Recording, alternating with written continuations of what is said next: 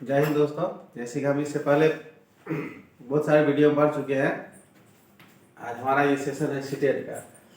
CTET का 2022 में जो पूछा गया सवाल, कुछ सवाल था जिसको वही हम नहीं एनालिसिस किए थे। आज उसका एनालिसिस करते हैं, देखते हैं कि इसका कैसे क्या आंसर होता है। जैसे कि मेरे पास एक सवाल है, रुबीना ने कार से 16:50 बजे अपनी यात्रा शुरू की और उसी दिन 21:15 बजे समाप्त किया। तो यात्रा पूरा करने में लिया गया समय। तो ये सवाल है हमारे क्लास 3 से। क्लास 3 में ये सवाल आ जाता है। टाइम का ये जो है ना, समय का जोड़ घटाव है, घटाव है जोड़ इसका देखिए। हमारा सवाल कह रहा है कि हम यात्रा शुरू करता है, समाप्त करता है 21:15 बजे और यात्रा शुरू किया था 16:50 में। अब जैसे कि 15 में अगर हम 15 से 50 घटेगा नहीं और हम जब भी उसे 1 घंटा हेल्प के रूप में लेते हैं तो ये दोनों मिलकर के बचा था 75। 75 से 50 जब ये निकला तो ये हुआ 25 और ये बच गया मेरे पास 20। 20 में 16 गया 4। तो इसका एग्जैक्ट आंसर हुआ 4 घंटा 25 मिनट। जैसे कि मेरा ये नेक्स्ट सवाल है, कहता है 100 में एक पूर्ण संख्या जोड़ी जाती है और फिर वही संख्या 100 में से घटा दी जाती है, तो इस प्रकार प्राप्त हुई दोनों संख्याओं का योगफल है। तो जैसे देखिए मेरे पास सवाल मान लीजिए 100 है। 100 में हम क्या करते हैं तो 2 को जोड़ते हैं तो हमारे पास प्राप्त होता है 102।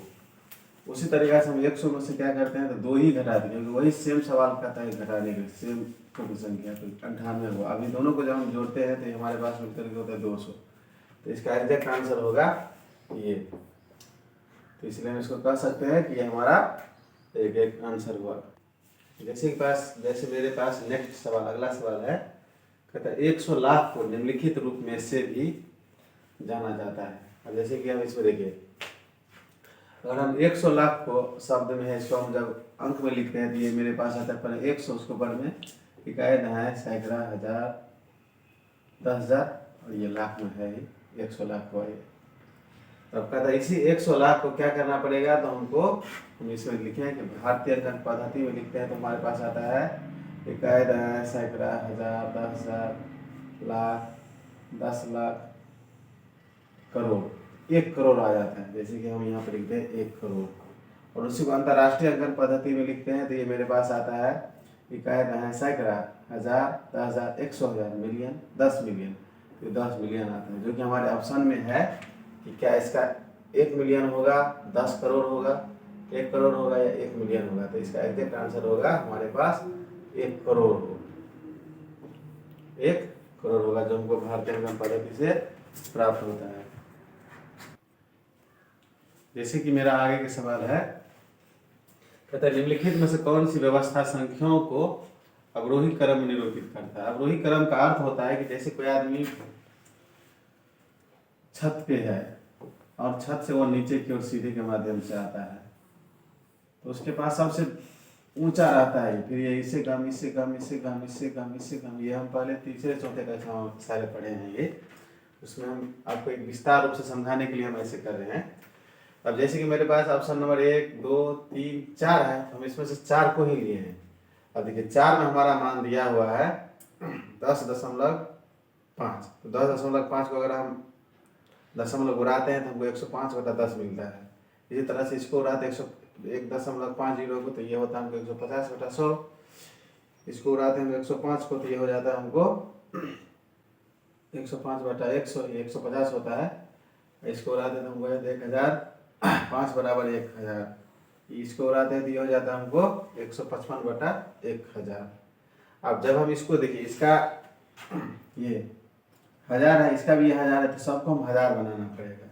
तो जब नीचे में जब डबल जीरो अगर हम ऐड करते हैं या उसको समझ लीजिए हम 100 से गुना करेंगे तो ऊपर नीचे दोनों करेंगे। तो जब हम इसको करते हैं 1000 से गुना 100 से गुना तो ये हो जाता है हमारा 10,500। इसको 10 से गुना करना पड़ेगा तो ये हो जाएगा 1500। इसको 10 से गुना करना पड़ेगा, ये हो जाएगा 1050। अब ये हमारा आरोही क्रम में सज चुका है। जैसे कि ये दिखाया गया है तो ये सबसे हमको 10,050, उससे कम 1500, उससे कम 1050, उससे कम 1005, उससे कम 155। इसका एग्जैक्ट आंसर हमारा सवाल नंबर ऑप्शन नंबर 4 है। इसके सिवा सारे के सारे गलत हैं जो अवरोही क्रम को नहीं निरूपित करता है। जैसे कि मेरे पास आगे का सवाल है, आगे के सवाल में कहता है कि निम्नलिखित में से कौन सा 3630 का एक गुणनखंड नहीं है। देखिए हम इसको आपको समझाने के लिए ये सबसे आसान विधि लगा दिए हैं, लेकिन ये हमारा आसान, इससे भी आसान है हमारे पास विभाज्यता का नियम। जिस विद्यार्थी को विभाज्यता का नियम याद है वो विद्यार्थी आसानी से उसको देखेगा और सॉल्व करेगा। जैसे 3 से 11 से डिवाइड होने का रूल है, उसको हम जैसे 3 से डिवाइड होने का रूल है अंकों का योग, जैसे इसको हम जोड़ते हैं 3 9 और 3 12, 12 3 से डिवाइड हो रहा है, इसका मतलब ये संख्या डिवाइड हो जाएगा, इसका गुणनखंड बन जाएगा। जैसे 5 से है तो उसके लास्ट में या तो 5 होना है या 0 होना है, इसमें 0 या 5 है, ये भी हो गया। जैसे 9 का है कि तीनों अंकों का योग, जैसे इसको हम जोड़ रहे हैं तो ये हो रहा है 12, तो 12 9 से डिवाइड नहीं हो रहा है, इसका मतलब 9 ही इसका गुणनखंड नहीं होगा। नहीं तो दूसरा भी दिए, इसको ऐसे बार बार आप चेक करें, उसमें आपको ज़्यादा टाइम लगेगा, इसलिए इससे अच्छा है कि आपको विभाज्यता का नियम आना चाहिए। तो ये हमारा सवाल आसानी से सॉल्व हो जाएगा। जैसे कि मेरा आगे का सवाल ये है कि +5 -5 +5 -5 +5 -5 के विषम संख्या पदों का योगफल क्या होगा। तो जैसे कि देखिए हम इसमें समझाए हैं, जो सवाल हमारे यहाँ पर हम उसको लिखे हैं, जैसे विषम पद 2 से डिवाइड ना हो, तो जैसे विषम पद इसका है ये हमारा ये प्लस में ये प्लस में ये प्लस में, तो जैसे विषम पद का योग के यहाँ पर तो +15 आया। इसी तरह से सम पद में -5 -5 -5 ये हमारा सम पद है, इसको हम योग किए तो -15 आया। लेकिन हमको मांग रहे हैं दोनों का योगफल, दोनों का सम पद और विषम पद का योगफल। तो जब हम सम पद और विषम पद का योगफल करते हैं तो +15 और -15 को जब भी हम ऐड करेंगे तो उसका एग्जैक्ट आंसर आएगा 0। तो इसके लिए ऑप्शन नंबर हमारा तो एग्जैक्ट सही आंसर है।